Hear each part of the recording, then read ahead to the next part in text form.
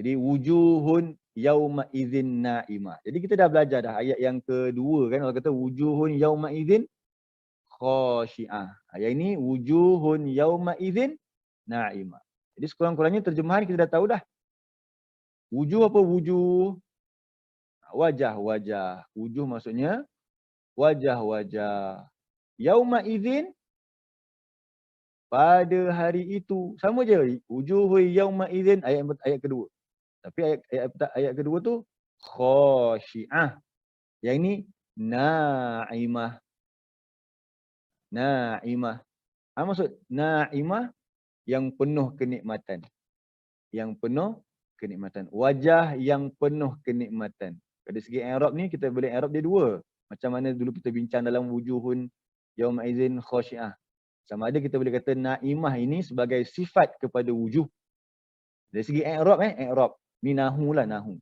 Naimah ini kita boleh kata dia sifat kepada wujuh. Iaitu kita nak i'rab dia macam mana? Isim marfu' wa alamatu raf'ihi ad-dhammah bi annahu sifat tabi'un li wujuh. Ini bagi yang sudah mengikuti kelas nahu. Yang belum tak apa insya-Allah. Suatu hari nanti mesti kita akan belajar juga. Bila kita dah belajar bahasa Arab sikit-sikit kita akan sampai. Sebab apa? Sebab ilmu nahu dan saraf ni asas pada untuk kita nak memahami struktur ayat, nak memahami Quran ini. Atau yang kedua kita boleh kata naimah ini sebagai khabar kepada wujuh. Itu apa dia? Ada wajah-wajah adalah naimah. Jadi naimah ni kita boleh kata khabar kepada wujuh. Tak apa. Yang itu dari segi i'rab. Tapi dari segi kalau kita perincikan memang akan memberi kesan pada terjemahan kita lah. Jadi wajah pada hari itu naimah. Itu terjemahan dia. Wajah-wajah pada hari itu naimah. Inilah jawapan kedua yang Allah nak cerita kepada kita. Hadithul Ghashiyah tu. Dah datang kepada kau, Allah tanya kepada kita. Hal ataka hadithul Ghashiyah, kata Allah. Ayat pertama kan? Dah datang kepada kamu cerita, berita, pengkhabaran tentang hari yang kedahsyatan tu datang dengan azab itu datang dengan dahsyat. Pertama, ada wajah yang tertunduk. Tetapi ada orang, hari yang dahsyat itu, wujuhun yauma idzin naimah. Ini benda yang sepatutnya menarik perhatian orang yang mendengar tu. Kenapa pula hari penuh kesulitan, ada orang wajahnya naimah? Okey, lepas tu Allah bagi tahu sebab dia apa? Lisa'iha, kerana, li tu kerana, sa'iha. Kerana apa mereka naimah? Kerana sa'iha. Sa'i ni maksudnya apa? Usaha keras mereka, usaha. Usaha baginya, usahanya. Okey. Kemudian radiyah. Radiyah ni balik-balik kepada wujuh. Balik-balik kepada wujuh. Sifat yang kedua ataupun khabar. Kalau kita i'rab khabar, khabar yang kedua kepada wujuh. Kita tengok susunan dia tu macam mana. Radiyah tu duduk kat belakang, begitu. Kalau kita buat ayat dah yang kita nak faham, macam mana? Allah kata kepada kita, dah tahu ke kamu berita ataupun khabar, pengkhabaran tentang hari yang penuh dengan kesulitan itu, yang kedatangan kesulitan itu. Rupanya ialah wajah, ada pada hari tersebut, ada wajah-wajah naimah radiyatun. Macam tu. Wajah yang berseri-seri, radiyah ni yang puas. Radiyah ni kita terjemah yang puas. Yang puas. Wajah yang berseri-seri naimah, radiyah wajah yang puas. Tin aliyah. Jadi dengan usaha mereka itu melayakkan mereka untuk apa dia? Fi jannatin. Nah, ini juga kait dengan apa? Wajah yang berseri-seri lagi yang penuh kepuasan tadi itu. Kerana apa? Mereka berada di dalam apa? Di dalam jannatin, syurga aliyatin. Maksud aliyatin yang tinggi. Syurga yang tinggi. Kenapa disebut syurga yang tinggi? Sebab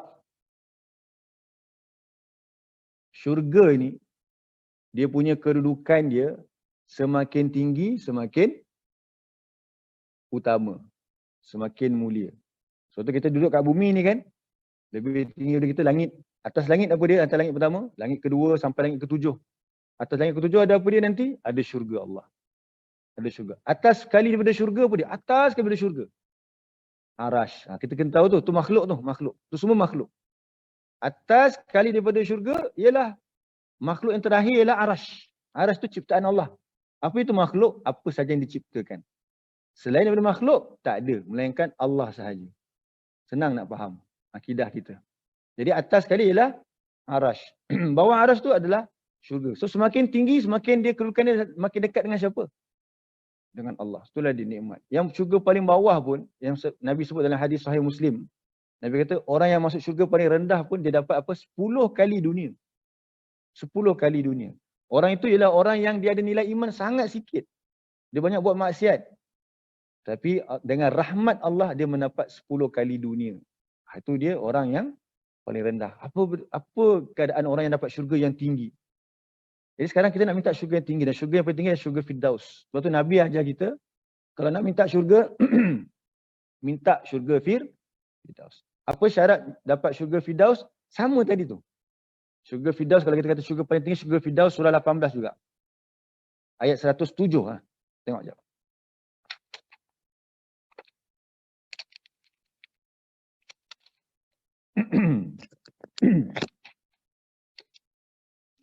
Ayat 107.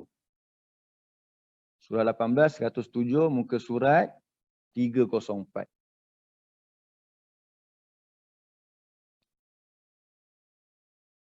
Dia berada di dalam syurga yang aliyah, yang tinggi tu. Buat apa dekat atas tu? Kalau kita dekat Malaysia ni, ada orang pergi ke tanah tinggi, tapi dia pergi, na'udzubillah, ada pergi untuk berhibur. Bahkan, kita berada di tanah tinggi tu, beza syurga dengan dunia. Walaupun kita kata Cameron tu syurga dunia. Ada setengah orang, Genting Highland syurga dunia dia. Pergi untuk dia nak berlibur seronok. Tapi ketika itu masa dia pergi, jam. Dalam kereta, apa yang keluar daripada mulut dia? Apa antara yang akan jadi? Tengah jam tu pula, anak meragam ke, contohlah, tayar pancit, tak bergerak, stuck, naik bukit, stuck. Dia punya apa? Tayar, brake dia apa ke macam-macam lah, berasap lah pula. Jadi mulut keluar apa dia? Macam-macam. Ataupun kalau tak keluar sebab gaduh ke, parking tak cukup gaduh. Kalau tidak pun dia pergi bergembira tu, ucapannya bukan yang syukur. Pergi ke tempat yang tempat Allah sediakan.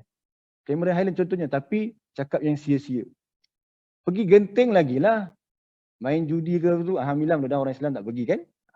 Pergi sana balik mabuk pun ada. Tetapi kata Allah, di tempat yang tinggi dalam syurga itu, la tasma'u fiha laghiyah. Beza syurga dengan kita pergi kadang pun, asal tak nak pergi Cameron, malah ramai-ramai. Lagi orang sana, orang sini macam-macam. Dengar itulah, dengar orang pekik-pekik. Tapi dalam syurga, la tasma'u, tidak ia mendengar, fiha, di dalamnya, laghiyatan. Laghiyatan apa dia? Lagun. Lara. Perkataan, lara. Jadi dalam syurga, mereka tak dengar apa dia? Tak dengar suara yang lara. Apa maksud tak dengar suara-suara lara? Paling tidak kita kata contoh tadilah. Tak ada maki hamun dalam syurga. Tak ada dengar benda yang sia-sia. Dan kita kena tahu dalam syurga nanti, fiha ainun jariyah. Tengok dulu yang ni ya. Di dalamnya ada mata air yang mengalir. Salah satu sumber mata air yang mengalir dalam syurga dan menjadi favourite bagi ahli syurga dan dalam syurga ialah minuman daripada apa dia? Arak. Macam mana orang minum arak dekat dunia? Jadi apa dia minum arak dekat dunia? Kita pun tahu kan apa yang berlaku pada orang yang minum arak dekat dunia. Ada yang bawa kat highway, kita ikut ke kanan, dia ikut kiri. Salah jalan kan? Sekejap saya salah pakai pen.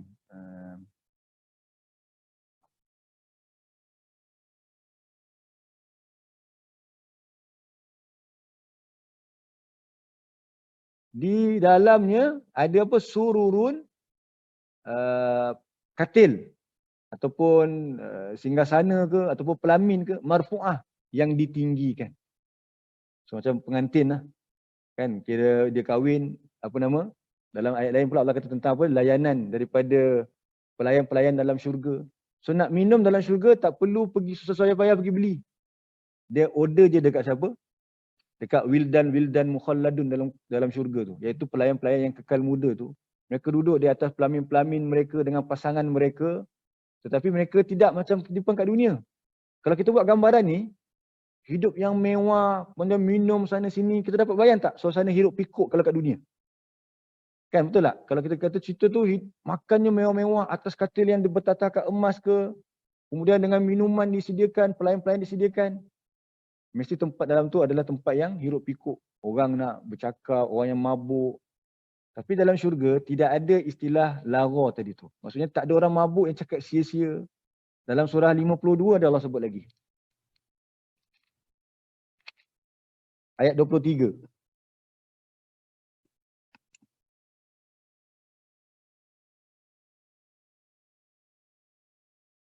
Kita baca ayat 22. 22. Surah 52. Ayat 22. Sehingga ayat saja tak boleh minum. Mungkin Allah uji macam mana. Dia hanya boleh minum air mineral. Itu pun botol-botol kecil. Tapi tak apalah. Semua itu kafarah untuk kita. Nanti di akhirat dia minum dengan akwab. Cawan apa tu? Bekas-bekas air yang banyak untuk dipilih. Dan kita akan minum dengan yang kita suka. Baik. Wa akwabun maudu'ah. Dan bekas-bekas air ataupun cawan-cawan maudu'ah yang disediakan. Maksudnya tak perlu nak susah-susah. Order je dengan siapa? Dengan pelayan-pelayan dalam syurga. Wildan. Wildan. Dia tak ada bila kita minta kata, apa lagi? Apa lagi yang awak nak? Contohlah. Contoh tak ada. Tak ada semua tu. Sebab apa? Sebab kat sana tu Wildan tu, tujuan dia memang nak khidmat kepada orang yang Allah sediakan tu dia. Lepas tu kat dunia tak boleh lah buat macam tu kat orang. Asyik suruh orang, kita pun pergilah ambil sendiri, ambil untuk orang pula. Tapi dekat sana nanti saling berhadap-hadapan, kemudian dengan pasangan dan saling minum dan keadaan cawan tu disediakan. Wa namariqu masfufah. Wa namariq. Maksud wa namariq. Wa dan namariq. Bantal-bantal. Masfufah tadilah. Yang tersusun. Jadi kan katil yang ataupun sofa yang mahal-mahal mesti dia punya macam mana dekat atas sofa tu? Mesti dia bubur dia punya apa nama? Bantal cushion dia tu kan? Tu cushion dia tu bukannya tercegap begitu je, siap berkelim-kelim panggillah. Tersulam tengah tu ada bulan, itu dekat dunia lah. So dekat akhirat nanti tersusun. So ini menunjukkan semua apa tentang kemewahan yang Allah akan berikan, kenikmatan yang Allah akan berikan dalam syurga nanti. So tidur di atas bantal-bantal yang banyak. Wa namarik maksudnya apa dia? Bantal masfufah yang tersusun, yang tersusun. Wa zarabiyu. Wa zarabiyu maksud wa zarabi.